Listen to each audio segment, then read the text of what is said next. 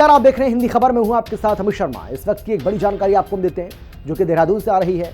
रणनीतिक सलाहकार समिति का गठन किया गया है। सीएम धामी की अध्यक्षता में समिति गठित हुई है। मुख्य सचिव, प्रमुख सचिव, नियोजन पदेन सदस्य, इसके अलावा बचत निवेश को बढ़ावा देने का काम करेगी ये समिति। अवस्थापना सुविधाओं में गति लाने पर भी जोर दिया जाएगा, इस पर ध्यान दिया जाएगा। तो ये बड़ी जानकारी आपको हम दे रहे हैं। इस वक्त की बड़ी खबर आपको हम बता रहे हैं। अवस्थापना सुविधाओं में गति लाने पर भी ध्यान दिया जाएगा। देहरादून से बड़ी खबर, रणनीतिक सलाहकार समिति का गठन किया गया है। सीएम धामी की अध्यक्षता में यह समिति गठित की गई है। मुख्य सचिव, प्रमुख सचिव, नियोजन पदेन सदस्य, बचत निवेश को बढ़ावा देने का काम करेगी ये समिति। अवस्थापना सुविधाओं में गति लाने पर भी काम किया जाएगा।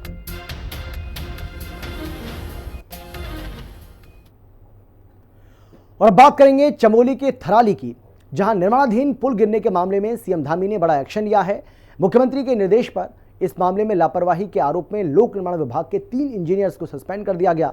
मुख्यमंत्री ने कहा है कि काम में लापरवाह अधिकारी कर्मचारी दंड भुगतने के लिए तैयार रहें। चमोली में पुल गिरा, 3 इंजीनियर सस्पेंड। धामी बोले जो गड़बड़ करेगा पाएगा दंड। सीएम के एक्शन पर कांग्रेस ने साधा निशाना। भ्रष्टाचार पर अंकुश नहीं, कार्रवाई का दिखावा। चमोली के डुगरीरथ गांव मार्ग पर निर्माणाधीन वैली ब्रिज झटके में टूटकर बिखर गया। 60 मीटर स्पैन के इस पुल का लोक निर्माण विभाग की देखरेख में निर्माण किया जा रहा था। प्राणमती नदी पर बन रहा 2 करोड़ 80 लाख रुपए लागत का पुल बनने से पहले ही ध्वस्त हो गया। निर्माणाधीन पुल के ध्वस्त होने पर सीएम पुष्कर सिंह धामी ने सख्त रुख अख्तियार कर लिया। सीएम धामी के निर्देश पर लोक निर्माण विभाग के थराली के अधिशासी अभियंता सहित 3 इंजीनियरों को निलंबित कर दिया गया। 3 इंजीनियरों को गंभीर लापरवाही के आरोप में सस्पेंड किया गया। सीएम धामी ने कहा कि भ्रष्टाचार या अपने काम में लापरवाही बरतने वाले अधिकारी कर्मचारियों को बख्शा नहीं जाएगा और उनके खिलाफ कड़ी कार्रवाई की जाएगी। चमोली में एक कार्यक्रम में पहुंचे मुख्यमंत्री ने कहा कि जनता का पैसा किसी को बर्बाद नहीं करने दिया जाएगा। सीएम ने कहा कि पुल गिरने से हुए नुकसान की वसूली निर्माण करा रहे ठेकेदार से की जाएगी। एक निर्मित होने वाला पुल, निर्माणाधीन पुल बीच में ही गिर गया और ये सरासर बहुत बड़ी लापरवाही है और मैंने इसका तत्काल संज्ञान लिया। 3 इंजीनियरों को सस्पेंड कर दिया गया है और इतना ही नहीं, कोई भी लापरवाही बरतेगा भाइयों बहनों, कहीं भी काम में कोई ढिलाई करेगा, जनता के जो प्रति उनके कर्तव्य, उन कर्तव्यों से विमुख होगा, उसके खिलाफ कठोर कार्रवाई की जाएगी।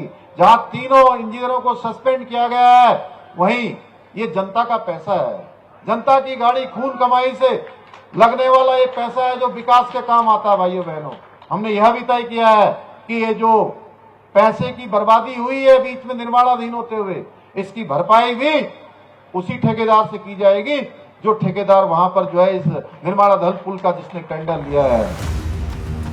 वहीं सीएम के एक्शन पर कांग्रेस ने निशाना साधा है। कांग्रेस ने कहा कि अब पुल गिर गया तो दिखाने के लिए किसी न किसी पर कार्रवाई तो होनी ही थी। कांग्रेस का कहना है कि पूरा प्रदेश भ्रष्टाचार में डूबा और कार्रवाई उन्हीं मामलों में हो रही है जिसमें भ्रष्टाचार खुलकर सामने आ जा रहा है। सारे आकंठ भ्रष्टाचार में लिप्त है क्योंकि सरकार का संरक्षण उनको प्राप्त है।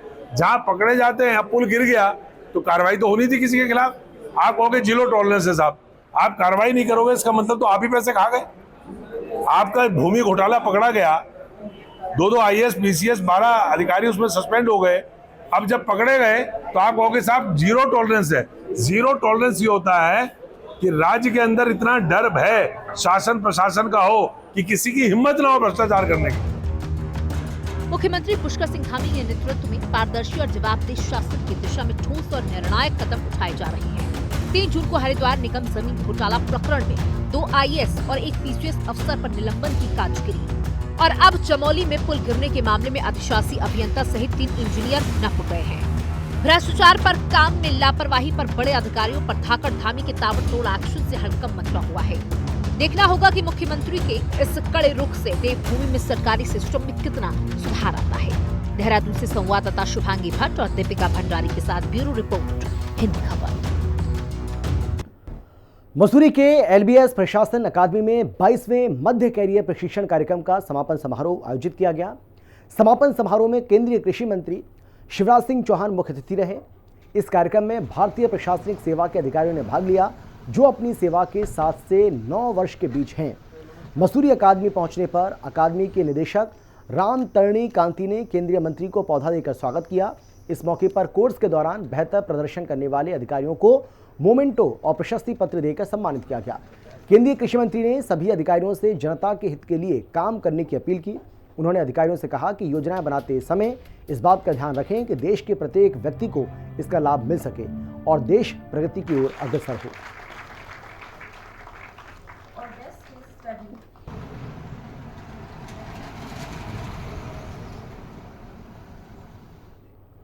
उत्तराखंड के सियासी गलियारों में इस बात को लेकर चर्चा तेज हो चली है कि 2027 के विधानसभा चुनाव में हरीश रावत अपने बेटे आनंद रावत को चुनावी रण में उतारने जा रहे हैं। इन कयासों के बीच हरीश रावत के बेटे आनंद रावत ने धर्मपुर विधानसभा सीट से ताल ठोकते हुए चुनाव लड़ने की इच्छा भी जाहिर कर दी है। उन्होंने कहा कि अगर पार्टी मौका देगी तो वो जरूर धर्मपुर से चुनावी रण में उतरेंगे। वहीं आनंद रावत के बयान के बाद विनोद चमोली ने भी पलटवार करते हुए कहा है कि कांग्रेस जिसे भी चुनाव लड़ाए, लेकिन इस बार धर्मपुर से उनकी ऐतिहासिक जीत होगी। विनोद चमोली ने कहा कि अगर हरीश रावत जी अपने बेटे की बलि देना चाहते हैं तो वो उसमें क्या कर सकते हैं।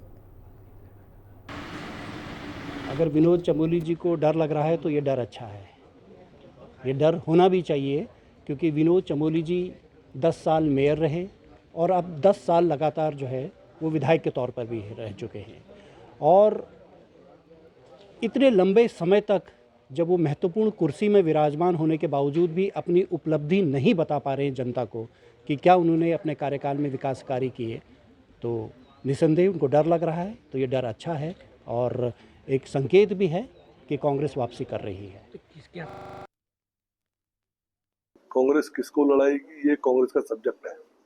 जो भी आएगा उसका स्वागत है, चुनाव लड़ा जाएगा और निश्चित तौर पर ये ऐतिहासिक जीत होगी इस बार जो धर्मपुर की होने जा रही है। अब किसी को आत्महत्या करने का इतना ही शौक है तो मैं उसको कैसे रोक सकता हूँ। अगर हरीश रावत जी अपने पुत्र की बलि वहीं चढ़ाना चाहते हैं तो भेजें, कहाँ दिक्कत है, लोग तैयार बैठे। हरिद्वार में हुई घटना को लेकर रुड़की में कांग्रेस नेताओं ने बीजेपी सरकार पर जमकर हमला बोला। महानगर कांग्रेस के अध्यक्ष चौधरी राजेंद्र सिंह ने कहा है कि बीजेपी नेताओं की संलिप्तता के साथ महिलाओं के साथ अपराध की घटनाएं बढ़ रही हैं। उन्होंने कहा कि हरिद्वार में एक बीजेपी नेता ने ही राजनीतिक स्वार्थ के लिए अपनी नाबालिग बेटी के साथ दुष्कर्म करवाया। उन्होंने कहा कि भाजपा बेटी बचाओ बेटी पढ़ाओ का नारा तो देती है, लेकिन बीजेपी में नैतिक मूल्यों का कोई अर्थ नहीं है।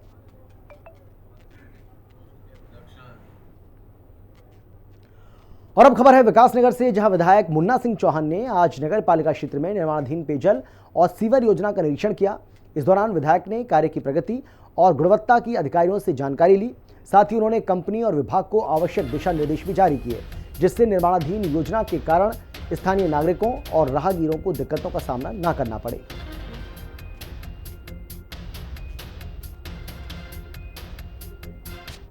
यूएसडीए का जो प्रोजेक्ट चल रहा है, इसमें हमारे जो प्रोजेक्ट मैनेजर हैं यूएसडीए के और हमारा जो वेंडर है ईएमएस के उसके प्रोजेक्ट मैनेजर हैं और उनके तमाम सारे फील्ड स्टाफ हैं, तो इसको हम लोगों ने जहाँ जहाँ जो काम चल रहे हैं उसका निरीक्षण कर रखा है। एक तो उसकी प्रगति जांचने के लिए कितना हो रहा है, कहीं कोई वर्किंग डिफ़िकल्टी तो नहीं है, ग्राउंड जीरो पे कोई किसी प्रकार की कोई अवरोध तो नहीं है।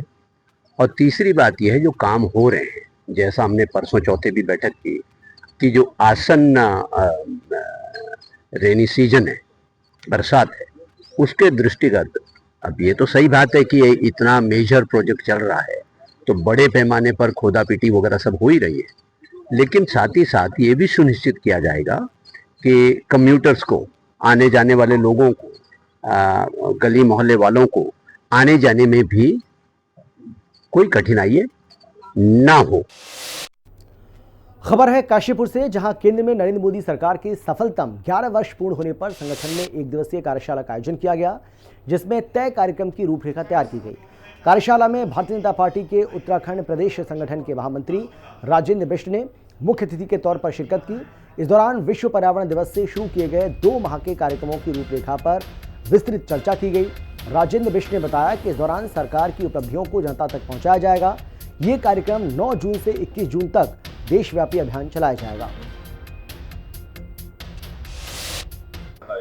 पूरे देश के अंदर इस देश के यशस्वी प्रधानमंत्री नरेंद्र मोदी जी के ऐतिहासिक कार्यकाल जो उन्होंने कहा कि सुशासन, सेवा और गरीब कल्याण, और 26 मई 2014 को देश के यशस्वी प्रधानमंत्री जी ने जब शपथ ली थी तब भी उन्होंने कहा था कि ये जो सरकार है मोदी की सरकार है, ये गरीबों की सरकार है, ये असहायों की सरकार है, ये मजदूरों की सरकार है, ये शोषितों की सरकार है, ये वंचितों की सरकार है। उसको केंद्र बिंदु बनाते हुए जो योजनाएं बनाई उसी का परिणाम स्वरूप था कि आज 11 वर्ष ऐतिहासिक रूप में उन्हें पूरे किए हैं और 9 जून को उनके 11 वर्ष पूरे हो रहे हैं। पूरे देश के अंदर हम ये अभियान चला रहे हैं कि हम घर घर जाएं और हम इस माध्यम से पहले हमने राष्ट्रीय स्तर पर कार्यशालाएं करी हैं, फिर प्रदेश की कार्यशालाएं करी हैं। अब आज जो कार्यशाला हुई वो जिला स्तर पर कार्यशाला है। इसके बाद हम अपने चौपाल लगाने वाले हैं, ग्रामीण क्षेत्रों में चौपाल लगाएंगे, मंडल स्तरों पर एक सभाएं करने।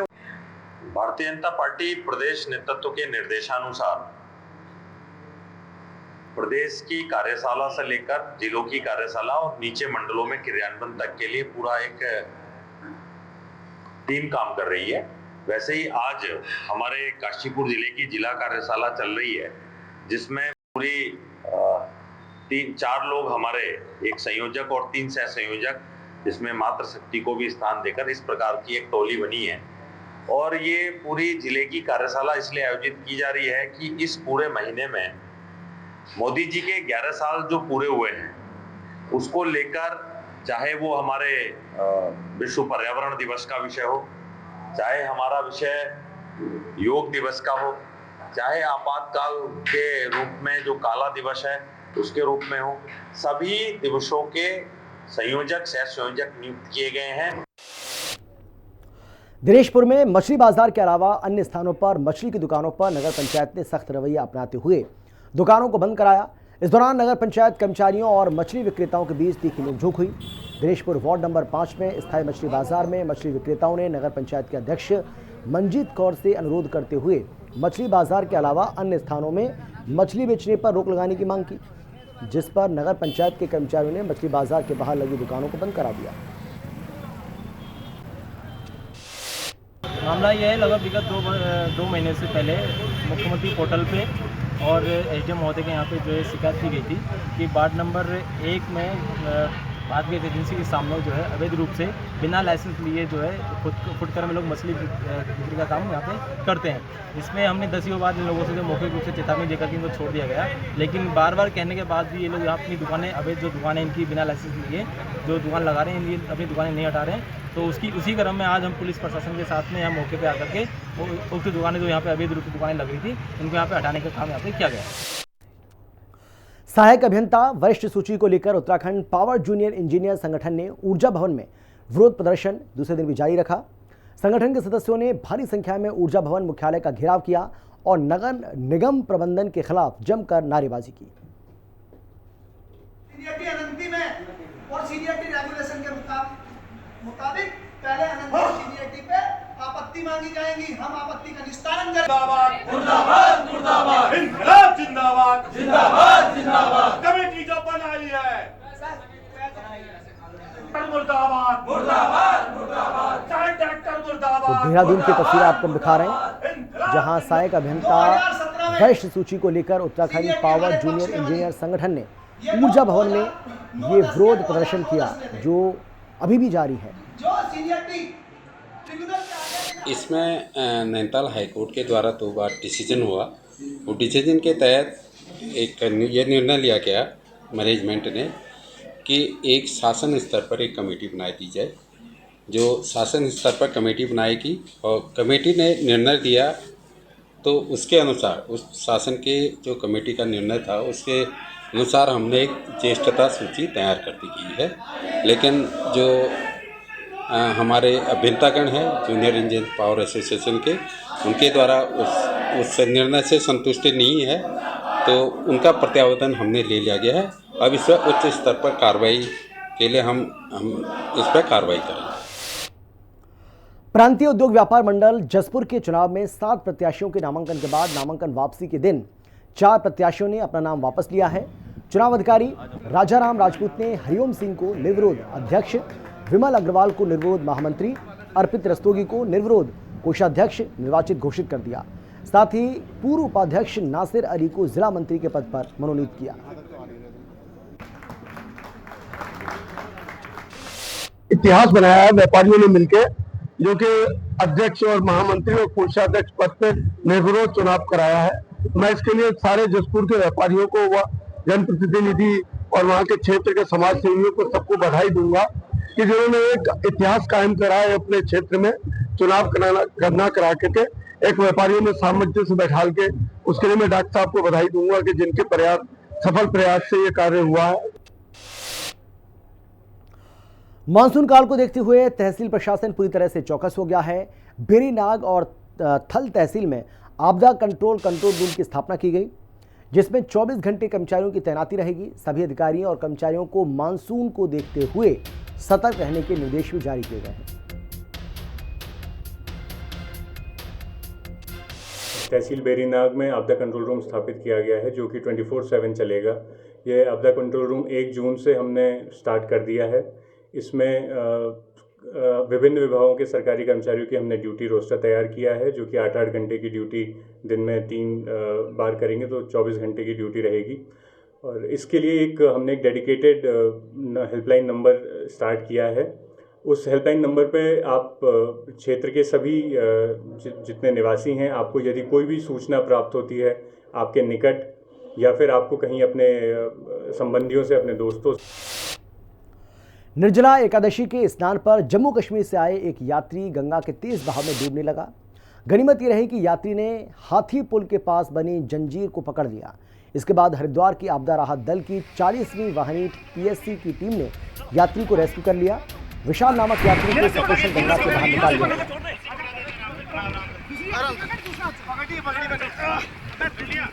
निर्जला एकादशी का स्नान पर्व है, जिसपे हरिद्वार के हर की पहाड़ी क्षेत्र में काफी श्रद्धालुओं द्वारा जो स्नान किया जा रहा था। इसी में एक जम्मू कश्मीर के आए हुए यात्री जो है तेज बहाव के कारण उसमें बह गए, और उसको हमारे जो आपदा राहत दल है उसका 40 PSC का जो जल पुलिस है उसके द्वारा तत्पर कार्रवाई करते हुए उसकी जीवन की रक्षा की गई है।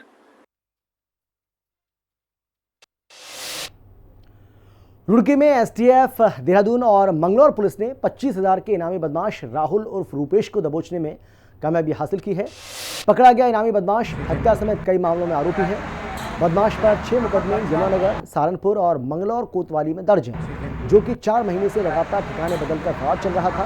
आपको बता दें कि बीती 1 मार्च को भगवानपुर चंदनपुर निवासी इमरान की फायरिंग के दौरान मौत हो गई थी, जिसमें एक युवक गंभीर रूप से घायल हो गया था। मामले में पुलिस 5 आरोपियों को पहले ही गिरफ्तार कर जेल भेज चुकी थी, लेकिन कुख्यात बदमाश लगातार फरार चल रहा था, जिसे STF देहरादून और मंगलौर पुलिस ने गिरफ्तार कर जेल भेज दिया।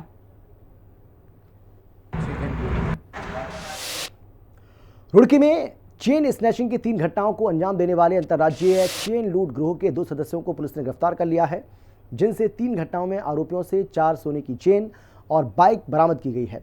पकड़ा गया एक आरोपी मुजफ्फरनगर में जल संस्थान में संविदा पर तैनात है।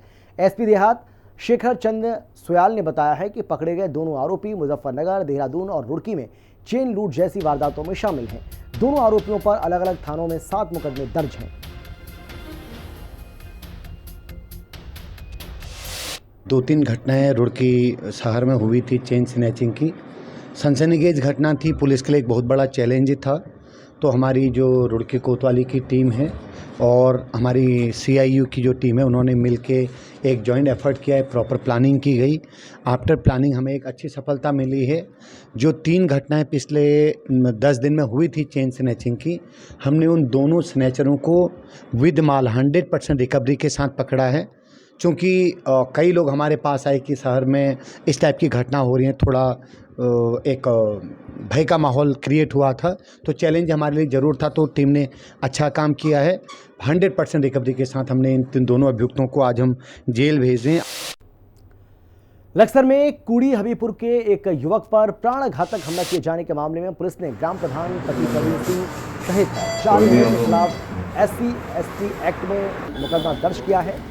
युवक को साजिश के तहत खेत से लौटते समय रास्ते में घेरकर ग्राम प्रधान और उसके परिवार वालों के 3 अन्य लोगों ने लाठी डंडे से पीटकर लहूलुहान कर दिया, जिसे अस्पताल में भर्ती कराया।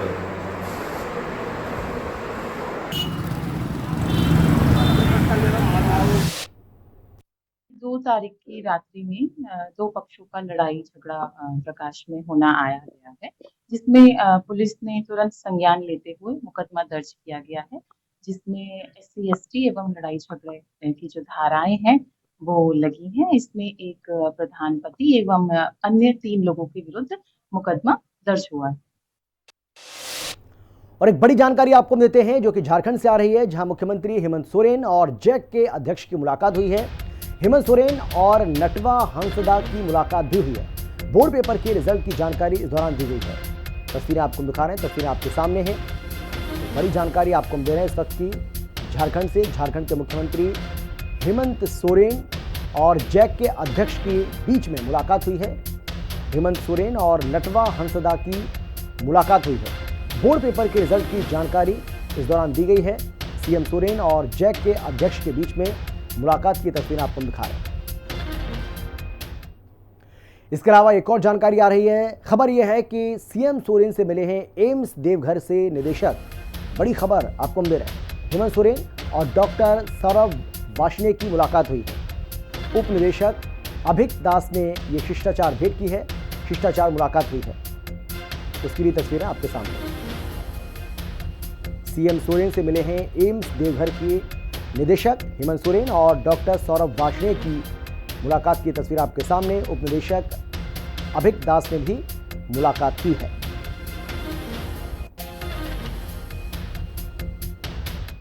समाजवादी पार्टी के सांसद बर्क को बड़ी राहत मिली है। एक बड़ी जानकारी आपको हम दे रहे हैं यूपी से। बर्क पर 1.91 करोड़ रुपए का जुर्माना मामला, और इससे जुड़ी बड़ी खबर यह है कि समाजवादी पार्टी के सांसद जियाउर रहमान बर्क को अब राहत मिली है, बड़ी राहत मिली है। अदालत ने बिजली विभाग की कार्रवाई को गलत ठहराया है। 12 साल पीछे का बिजली चोरी का ये मामला, जिसका मूल्यांकन करना गलत है, ये कहा है अदालत ने। 1,91,00,000 जुर्माना मांगना मनमानी के समान। तो ये अपने आप में अदालत की ओर से बहुत बड़ी बात कही गई है। और दूसरी तरफ अगर देखा जाए तो जहां ये सरकार के लिए झटका है, तो वहीं बर्क के लिए बहुत बड़ी राहत। बुलंदशहर के सिकंदराबाद नगर पालिका की घोर लापरवाही का वीडियो वायरल हो रहा है। नगर पालिका के बिछाई गई वाटर सप्लाई पाइपलाइन लीकेज से घरों में बड़ी दरारें सामने आई। दरार आने के बाद घर में रहने वाला परिवार दहशत में है। वहीं अन्य कई घरों में भी दरार होने का दावा किया जा रहा है। लापरवाही के कारण पेश आई परेशानी बताते हुए व्यक्ति का वीडियो तेजी से वायरल हो रहा है। ये सरकारी नल है, इसकी वजह से घर बैठ गया सारा।